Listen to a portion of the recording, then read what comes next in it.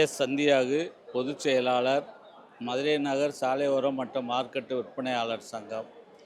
பொதுவாக இந்தியா முழுவதும் இருக்கக்கூடிய சாலையோர வியாபாரிகளுக்கான ஒரு சட்டம் 2014 பாராளுமன்றத்தில் இயற்றப்பட்டது.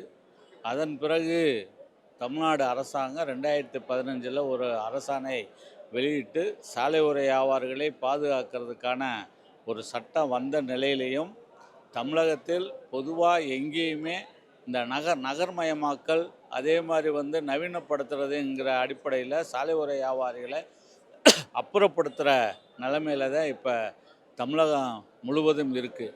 அப்போ சாலையோர வியாபாரிகள் மொத்த மக்கள் தொகையில் ஒரு 2.5% இருக்கக்கூடிய நிலையில் இந்த மக்களுக்கு ஒரு சேவை செய்யக்கூடிய ஒரு அமைப்பாக சாலையோர வியாபாரிகள் இருக்கிறாங்க. குறைந்த விலையில் பொருட்களை கொடுக்குறாங்க.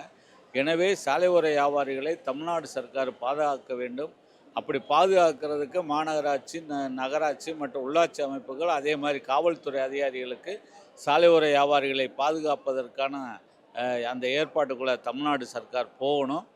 அதே போல் அவங்களுக்கான வங்கி கடன் அது இப்போ ஏற்கனவே 10,000 கொடுத்தது இப்போ 15,000 ரூபா கொடுக்குறாங்க. 20,000 ரூபா கொடுத்தது இப்போ 25,000 ரூபா கொடுக்குறாங்க. அதே மாதிரி போன தடவை 50,000 ரூபா கொடுத்தாங்க. இப்போவும் 50,000 ரூபா கொடுக்குறாங்க.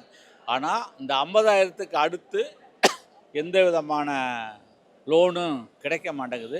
அப்போ 50,000த்துக்கு அடுத்து அதை 1,00,000 ரூபாய் என்பதை கூட்டுவதற்கான ஒரு ஏற்பாட்டுக்குள்ளேயும் போகணும்.